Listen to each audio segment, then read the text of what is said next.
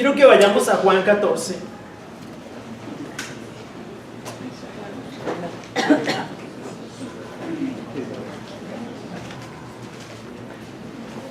Les abro mi corazón, estas cosas para mí no son fáciles.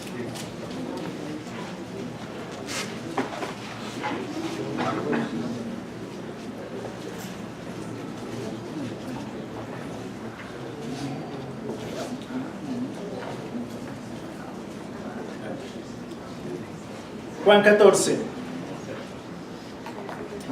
Y este es uno de los, a mi juicio, de los capítulos más hermosos del Evangelio de Juan. Porque es una conversación muy honesta, muy del corazón, una conversación de despedida entre Jesús y sus discípulos. Es la última noche. Él sabe que al siguiente día va a morir. Y va a morir de la forma más terrible que una persona puede morir. Por lo menos para ese contexto en la historia. Morir crucificado. Tal vez para nosotros al día de hoy eso no tenga el mismo significado que tuvo para ellos. Pero morir crucificado era las formas más terribles de morir. Más crudas, más dramáticas, más trágicas, porque evidentemente en la cruz solamente morían quienes eran delincuentes, muy peligrosos, porque la cruz era un castigo supremamente terrible. Entonces, esta conversación es una conversación profundamente sincera, honesta, del corazón. Es una conversación de despedida y espero que ahorita que la estemos leyendo podamos captar el corazón de Jesús con sus discípulos. Fue su última noche y yo sé que después de 2000 años es para nosotros difícil tratar de ubicarnos en ese contexto, porque simplemente lo leemos, ellos lo experimentaron. Entonces, que podamos apreciar el valor de este pasaje. Durante esa conversación Jesús les hace a ellos revelaciones muy importantes, fundamentales, trascendentales, no solamente para la fe de ellos, sino evidentemente como una herencia para nosotros al día de hoy. En Juan 14, Jesús consuela y anima profundamente el corazón de sus discípulos. ¿Saben qué es lo valioso? Que Él es quien consuela el corazón. El que está a punto de morir consuela el corazón. Él es quien les brinda consuelo. Él es quien los fortalece, Él es quien los anima. Y si hay alguien en este universo que entiende el dolor de una partida, es Él. Es Dios y Él. Él sabe lo que significa experimentar la muerte. Él sabe lo que significa partir de este mundo de una manera como lo hizo. Pero lo inquietantemente relevante es que Él es quien consuela el corazón. No son ellos quienes lo consuelan. Ellos están tristes, angustiados, desorientados. Y cuando alguien, un ser querido en nuestra familia parte, eso es lo que más hay en ese momento. Confusión, desorientación, tristeza, dolor. No sabemos qué hacer en un momento así. Y a mí me impacta mucho lo que Jesús hace con sus discípulos. Vamos a Juan 14. No se angustien. Confíen en Dios y confíen también en mí. En el hogar de mi Padre hay muchas viviendas. Si no fuera así, ya se lo habría dicho a ustedes. Voy a prepararles un lugar. Y si me voy y se lo preparo, vendré para llevármelos conmigo. Así ustedes estarán donde yo esté. Ustedes ya conocen el camino para ir a donde yo voy. Dijo entonces Tomás: Señor, no sabemos a dónde vas, así que ¿cómo podemos conocer el camino? Yo soy el camino, la verdad y la vida, le contestó Jesús. Nadie llega al Padre sino por mí. Si ustedes realmente me conocieran, conocerían también a mi Padre, y ya desde este momento lo conocen y lo han visto. Amén. Señor, dijo Felipe, muéstranos al Padre y con eso nos basta. Pero Felipe, tanto tiempo llevo ya entre ustedes y todavía no me conoces. El que me ha visto a mí, ha visto al Padre. ¿Cómo puede decirme, muéstranos al Padre? ¿Acaso no crees que yo estoy en el Padre y que el Padre está en mí? Las palabras que yo les comunico no las hablo como cosa mía, sino que es el Padre que está en mí el que realiza sus obras. Créanme cuando les digo que yo estoy en el Padre y que el Padre está en mí, o al menos créanme por las mismas obras. Ciertamente les aseguro que el que cree en mí, las obras que yo hago también él las hará, y aún las hará mayores, porque yo vuelvo al Padre.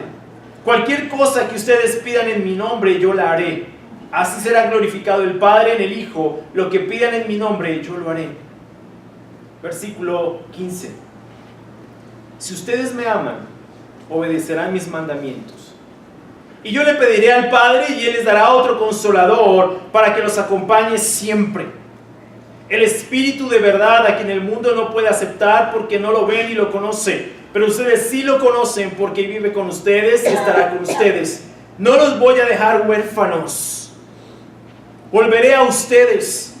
Dentro de poco el mundo ya no me verá más, pero ustedes sí me verán, y porque yo vivo también ustedes vivirán.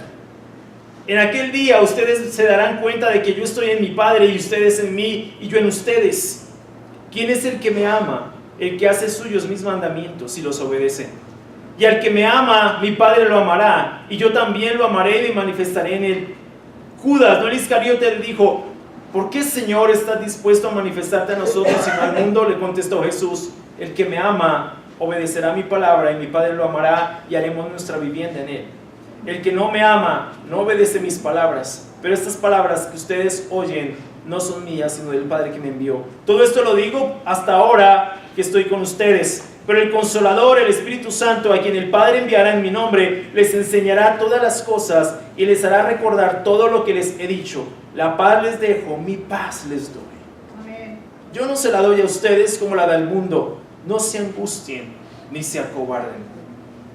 Ya me han oído decirles: me voy, pero vuelvo a ustedes. Si me amaran, se alegrarían de que voy al Padre, porque el Padre es más grande que yo. Y les he dicho esto ahora, antes de que suceda, para que cuando suceda, crean. Ya no hablaré más con ustedes, porque viene el príncipe de este mundo. Él no tiene dominio sobre mí, pero el mundo tiene que saber que amo al Padre y que hago exactamente lo que Él me ha ordenado que haga. Levántense, vámonos de aquí. Es un pasaje muy hermoso, muy especial. Y lo primero que hace Jesús para consolar el corazón de sus discípulos es hacerles primero un llamado a la confianza. Los apóstoles acababan de recibir noticias muy inquietantes. Estaban angustiados y preocupados. Jesús llevaba con ellos 3 años. Siempre caminó con ellos. Siempre anduvo con ellos. Siempre les anunció que iba a morir. Todo el tiempo les dijo: voy a ser crucificado, al tercer día resucitaré. Todo el tiempo ese anuncio estuvo presente durante su caminar con Él. Sin embargo, ellos no entendían.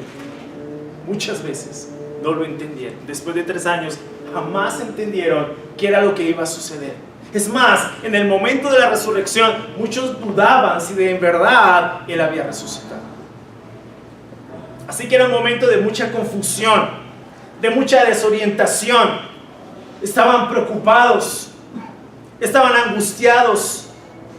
Y Jesús les dice con mucho cariño y convicción que confíen en Él y que confíen en Dios. De las cosas más difíciles de hacer en nuestro caminar como cristianos es confiar. En momentos difíciles tenemos que fijar nuestra mirada en Dios y en su Hijo. Confiar en Dios. es acudir a Él y no a nosotros mismos. Confiar en Dios es descansar en Él, ponernos realmente en sus manos. Y eso no es un escapismo teológico, es una verdad en la Biblia, de labios de nuestro Señor. Jesús los vio angustiados, Jesús los vio preocupados, Jesús los vio desorientados. Y lo primero que sale de su boca es: no se angustien, confíen en Dios y confíen también en mí. Así que cuando un hermano te diga eso, aprécialo. Porque surge de lo profundo del ser de Dios. Porque confiar en Dios en últimas, en momentos como estos, es lo único que podemos hacer.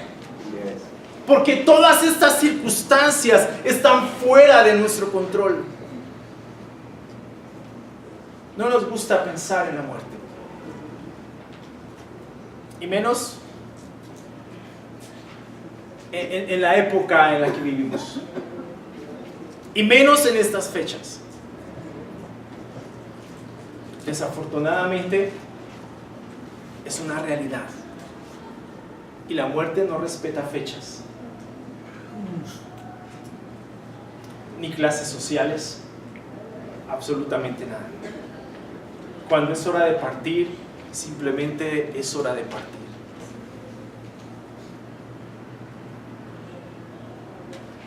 Pero Jesús dice: confíen en Dios, confíen también en mí.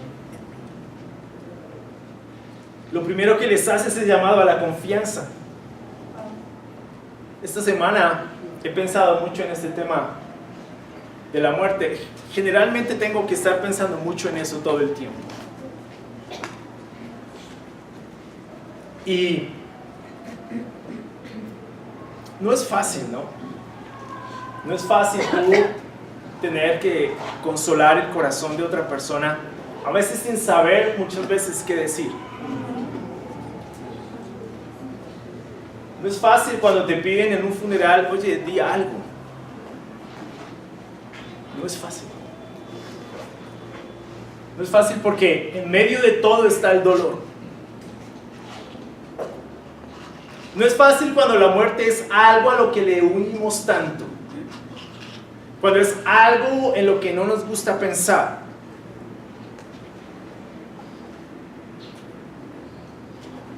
Y he pensado mucho en eso. He pensado cómo enfrentarla, cómo asumirla, porque es una realidad. Es una realidad que no sabemos en qué momento se va a presentar. Y la razón por la cual es tan difícil muchas veces es porque precisamente no nos hemos preparado para afrontarlo.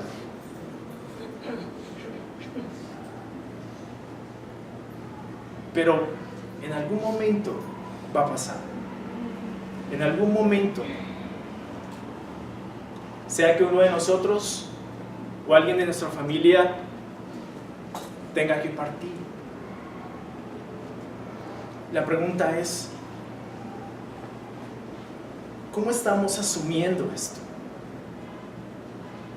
¿Cómo lo estamos viviendo? La Biblia dice que pensar en la muerte es de sabios, no es fatalismo. Pensar en la muerte es de sabios. O sea, ¿cómo hacemos para afrontar una realidad que es inminente?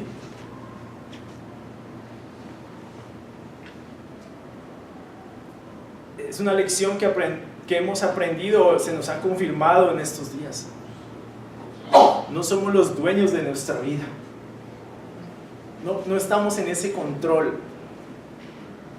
Cuando Dios decide tomar nuestra vida, no hay forma de escapar de algo así. Pero es una realidad. Y creo que entre mejor o entre más pensemos en esto, entre más lo meditemos y entre mejor lo asumamos, va a ser mucho más sencillo no solamente afrontarlo, sino consolar a otros que pasan por estas cosas. es una realidad. Es un momento también para pensar en cómo estamos aprovechando nuestro tiempo con las personas que amamos. No hay fechas especiales para decirle a alguien que lo amamos. No hay tiempos especiales para decirle a alguien lo especial que es para nosotros. Todos los momentos son especiales para decirle a tu esposa, a tu esposo, a tu mamá, a tus hermanos, cuánto los amas. No hay fechas especiales para la reconciliación. No tenemos que esperar a Navidad para pedir perdón. No tenemos que esperar al Día del Amor y la Amistad para entregar un regalo.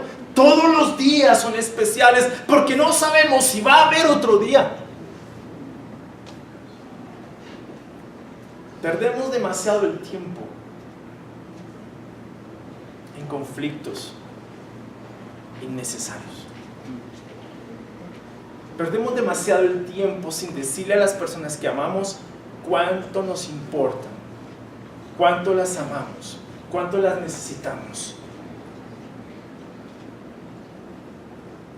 Y el día de la muerte ya no vale decirlas, porque no las escuchan. Así es. Los funerales no son para los que se van, son para los que nos quedamos. Los funerales solamente nos dicen que un día vamos a estar allí. Que aprovechemos el tiempo, porque el tiempo es corto. Que nos animemos unos a otros, que nos abracemos. Que luchemos por mantener buenas relaciones entre nosotros, porque después de eso, lo único que queda de haber desaprovechado el tiempo es el remordimiento.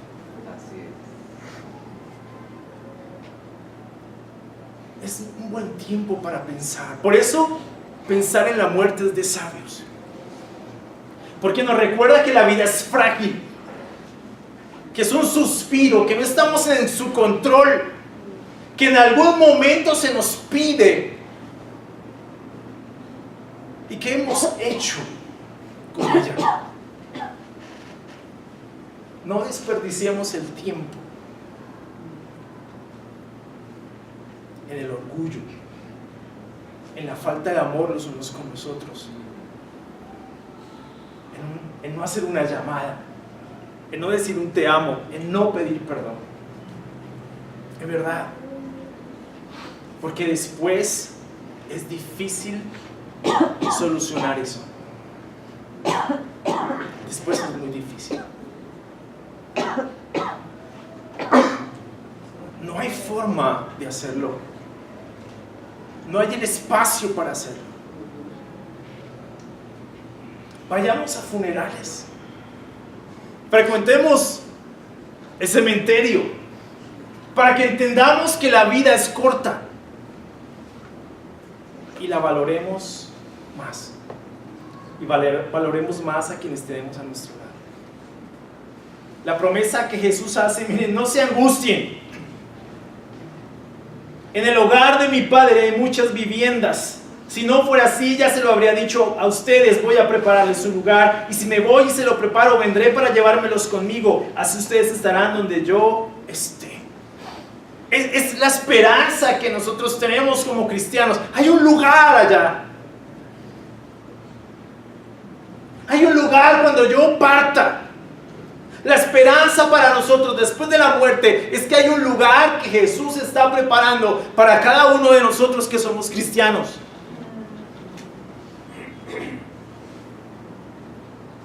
Si tú no eres un cristiano, si no te has vuelto a Dios, hazlo. No desaproveches tu tiempo. No andes pensando, mañana lo hago, quiero disfrutar mi vida. ¿Qué vas a disfrutar sin Dios?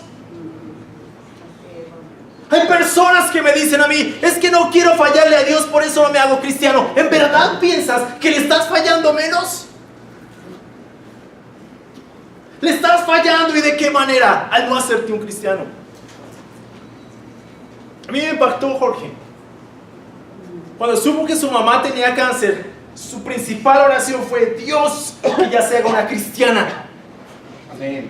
Porque quiero que muera y esté contigo. Amén. Sí nos está preparando un lugar. Es cierto. Pero si tú no eres un cristiano, te tienes que volver a Dios, hacerte un discípulo, arrepentirte de tus pecados, bautizarte para su perdón y recibir el Espíritu Santo y disfrutar de la esperanza de que un día partas de este mundo, tienes un lugar en el cielo. Hay tristeza en el corazón cuando un familiar nuestro parte, pero hay una alegría muy grande de saber que un día lo vamos a volver a ver. Así es. Esa es la esperanza. Que un día lo vamos a volver a ver. Pero no puedes irte de aquí pensando que tienes todo el tiempo del mundo, porque no lo tienes. No lo tienes. Tu tiempo no te pertenece. Tu tiempo le pertenece a Dios. Aprovecha tu vida para hacer las cosas bien. No la desperdicies, por Dios, no la desperdicies. Me duele tanto cuando veo gente desperdiciando su vida en los vicios, en las drogas, en los odios, en los rencores, sabiendo que hay una forma de hacer las cosas y que podemos aprovechar el tiempo en una relación con Dios. En una relación con Dios, no defendiendo una religión vacía y sin sentido.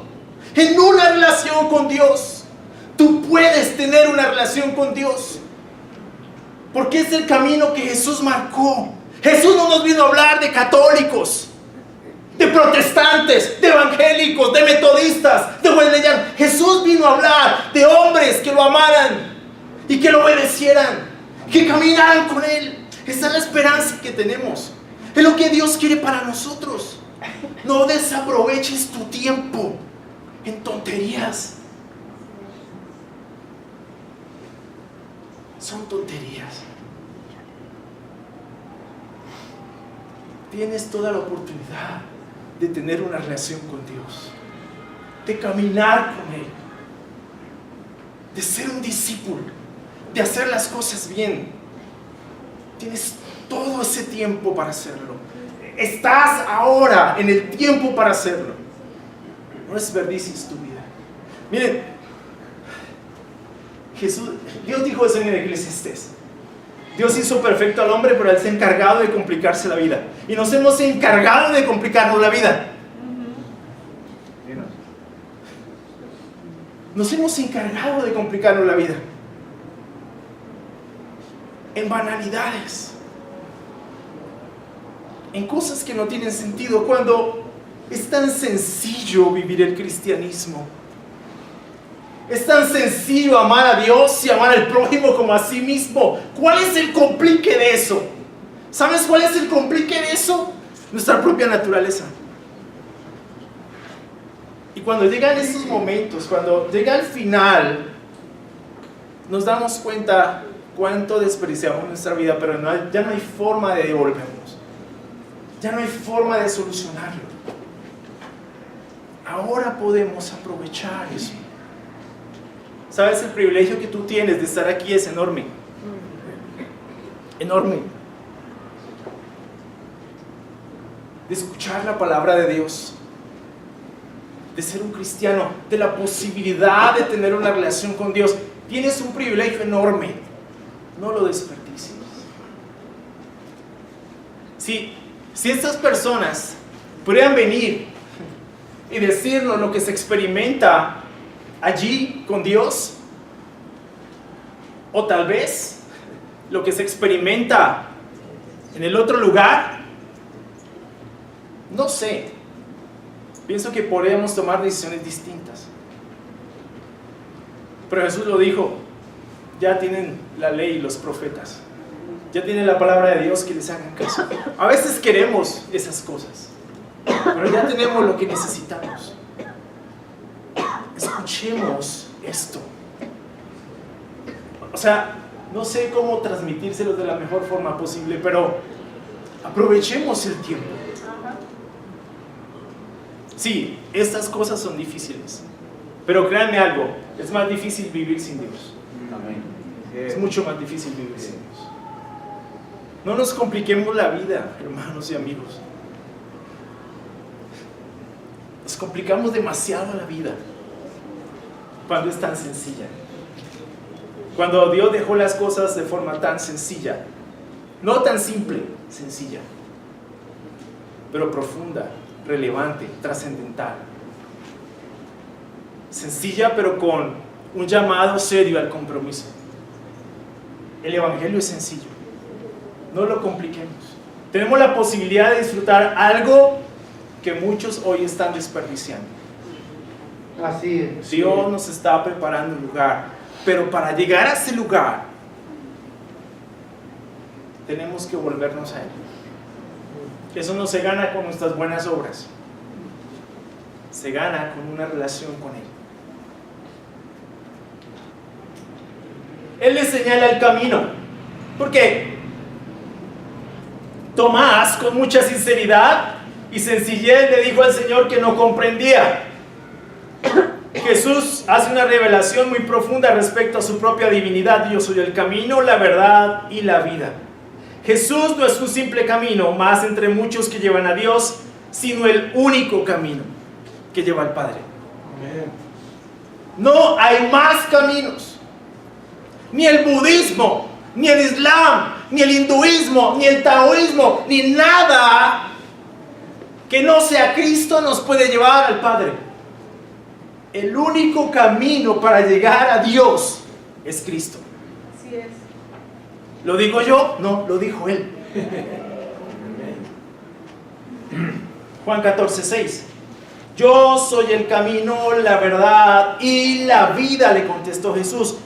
Nadie llega al Padre sino por mí. Nadie llega al Padre sino por mí. Ahora, eso puede ser difícil de aceptar. Lo comprendo, lo entiendo, pero de ninguna forma se justifica. Si Jesús dijo, yo soy el único camino, la única verdad, la única vida, es mejor que le creamos. Porque Él lo dijo.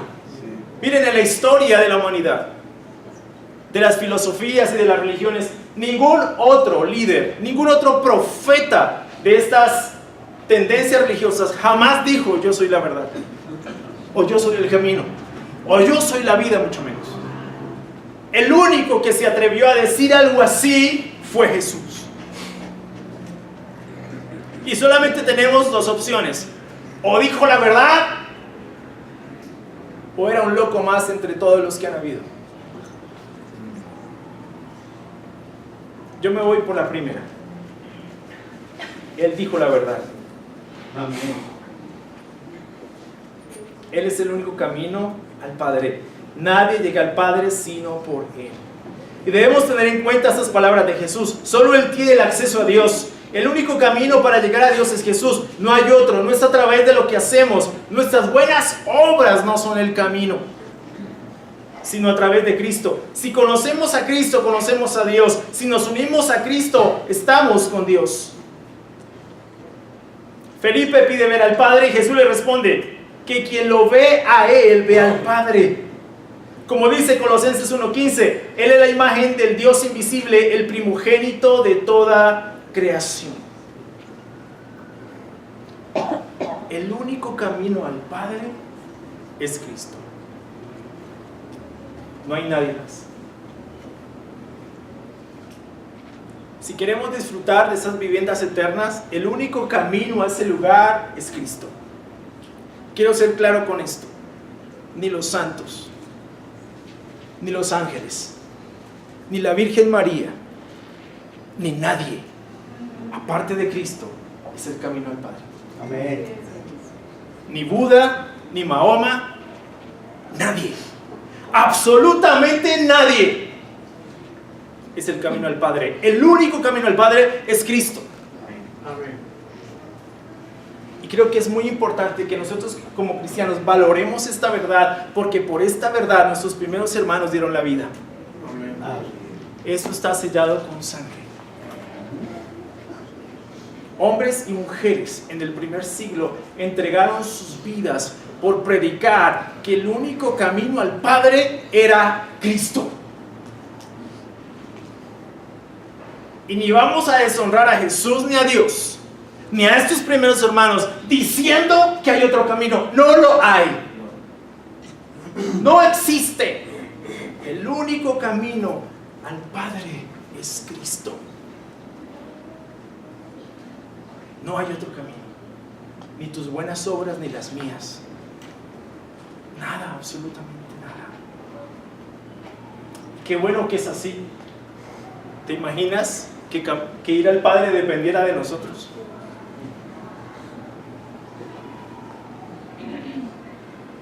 Si ya nos inventamos un Dios a nuestra propia imagen y semejanza, cuando decimos yo creo en Dios a mi manera, eso es un ídolo. No puedes creer en Dios a tu manera. Es absurdo. Él ya dejó una palabra, dejó unas escrituras, dejó un camino. No puedes conocer al Padre, no puedes ir al Padre de la manera que tú quieras. Por buen argumentado que lo tengas, por buen elaborado que lo tengas, por razonable que creas que es tu juicio, para Dios no lo es. El único camino al Padre es Cristo. Ahora, esta verdad es más difícil de aceptar que de entender, porque la entendemos. El problema no es esa, el problema es aceptarlo. Porque ¿y qué pasa con los que no han escuchado el Evangelio? No te preocupes, lo van a escuchar. La Biblia dice eso. Que este Evangelio va a ser predicado hasta el último rincón del mundo. Después de eso vendrá el fin. Amén. Pero aún, si alguien no lo escuchara, va a ser juzgado por la ley que Dios puso en su conciencia en el momento que lo creó. Lee Romanos, ahí lo dice. Ajá. Así que nadie tiene excusa. Nadie. Pero todos van a escuchar el Evangelio, créanme. Es más, no sé, hace un mes ustedes vieron un misionero americano murió intentando predicar el mensaje del Evangelio a unos indígenas en una isla en Brasil. En la India. Que viven como vivían las personas hace 60,000 años. No permiten que nadie se acerque a su isla. Pero este misionero muy valientemente fue a predicarles el Evangelio. Aún ellos van a tener que dar cuenta de ese misionero. Créanme. Porque ese misionero arriesgó su vida. Créanme, ¿tú crees que alguien va a dar su vida simplemente por tratar de entender cómo vive una tribu? ¿Un hombre de 24 años? El único camino es Cristo. Y este hombre lo tenía claro. Voy a llevarles a Cristo a estas personas, porque el único camino para su salvación es Cristo. Lo mataron. Pero su testimonio, su labor quedó sellada con sangre. Hermanos, esto es más que simple palabra. Son más que simples palabras al viento. Es una convicción muy profunda. El único camino al Padre es Cristo. Cristo selló esto con su sangre, y los primeros cristianos lo sellaron con su sangre. Y esto nos da esperanza de saber, ok, tengo mi fe puesta en Cristo, tengo un lugar seguro. ¿Tú quieres ser un cristiano? ¿Tú quieres hacer las cosas bien con Dios? La única solución es que tú creas en Cristo. No hay otra opción. No hay otro camino. Ningún otro camino. Y la revelación de Cristo está en las Escrituras. Todo lo que tienes que saber de Jesús está en la Biblia. Todo lo que tienes que saber de Dios lo revela a través de Jesús. Jesús es la revelación final de Dios. Por eso Jesús es el único camino al Padre. No hay otro.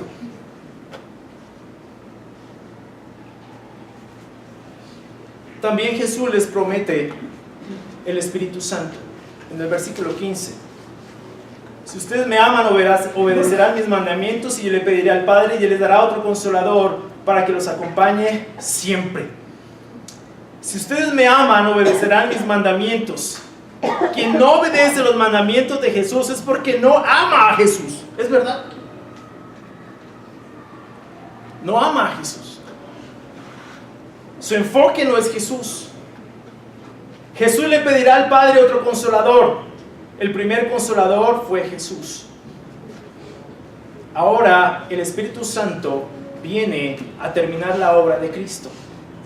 El Espíritu Santo siempre ayudará al pueblo de Cristo. En este sentido, no estamos solos. El Espíritu Santo es nuestro auxiliador, que nos asiste para que hagamos la voluntad de Dios. El Espíritu se caracteriza por la verdad y lleva a las personas hacia la verdad de Dios. El mundo no lo conoce, pero los discípulos sí, porque ha estado con ellos y morará en ellos. El Espíritu Santo mora en la vida del cristiano. Jesús, y es lo que más me impacta, no nos va a dejar huérfanos. No dejó huérfanos a sus discípulos, no nos deja huérfanos a nosotros. ¿Por qué? Porque va a enviar el Espíritu Santo para que termine la obra que Él inició. Nuevamente Jesús enfatiza que quien lo ama en verdad es aquel que obedece sus mandamientos. Es más que religiosidad, es amor a Jesús, y si lo amamos debemos obedecerlo. Y la promesa es que el que lo ama, Dios mismo va a ser amado, lo va a amar a Él. Es más que simple religión, hermanos y amigos. Es más que simple religión. Quería compartir estas escrituras, este sermón, para que entendamos que a pesar de las dificultades que enfrentamos en el día a día, la esperanza que tenemos en realidad es Cristo. Amén. La única esperanza que tenemos es Él. Que Él es el único camino al Padre, que no hay otro camino, y que al Él partir dejó algo o alguien muy importante para nosotros, que es el Espíritu Santo. El Espíritu Santo nos va a guiar a toda la verdad, porque ese es su trabajo. Una vez que una persona se hace un cristiano, se vuelve a Él, se bautiza para el perdón de sus pecados, recibe el Espíritu Santo. Y el Espíritu Santo lo va a auxiliar, lo va a ayudar, lo va a animar, va a interceder por él para que termine su camino. Jesús dijo: no los voy a dejar huérfanos. Vendrá otro consolador. Consolador, auxiliador, paracleto o abogado, intercesor. Es el que tenemos en nosotros si eres un cristiano. Si no eres un cristiano, lo que está haciendo el Espíritu Santo hoy es convencerte de la necesidad que tienes de volverte a Dios. Pero eso no significa que more en ti. La única forma en que el Espíritu Santo va a morar en ti es cuando te arrepientas, te vuelvas a Dios y te bautices para el perdón de sus pecados. Es lo que enseña la Escritura. Pero no nos va a dejar huérfanos.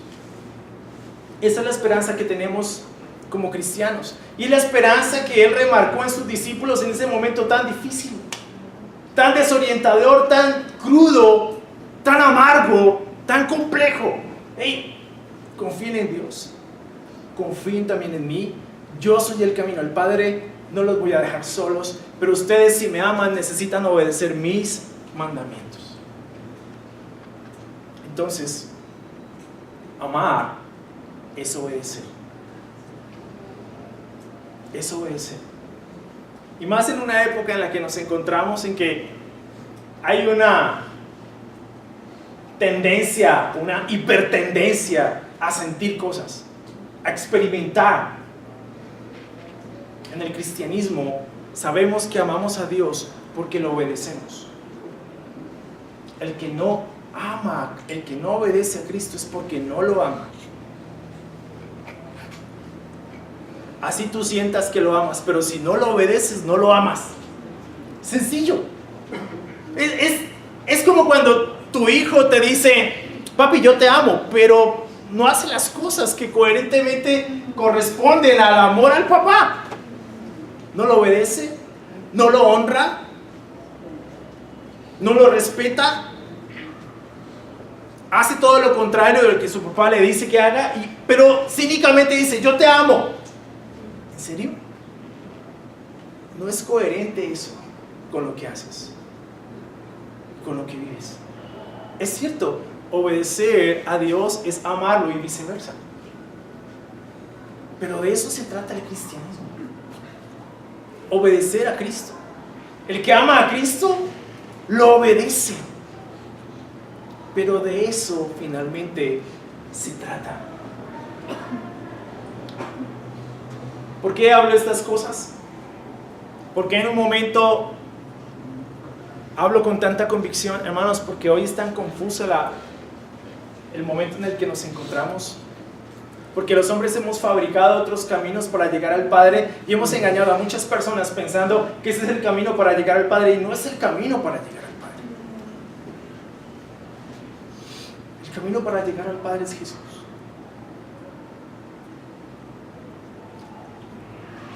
Si volvemos nuestra mirada a Cristo, si ponemos nuestra mirada en Jesús, si ponemos nuestra confianza en Él, si nos arrepentimos de nuestros pecados, si nos volvemos a Él, si hacemos las cosas tal cual como Él nos pide que las hagamos, vamos a poder disfrutar de la vida eterna a su lado. De otro modo no. No quiero que te engañes pensando que de otro modo vas a llegar a estar con Él, porque no hay otro modo. Incluso ni siquiera viniendo acá. Puedes estar viniendo acá las veces que quieras, todo el tiempo que quieras, pero si tú no te vuelves a Dios, si tú no te arrepientes con profundidad, con sinceridad, si no te unes a Cristo en el bautismo para el perdón de tus pecados y recibir el Espíritu Santo, no va a pasar nada.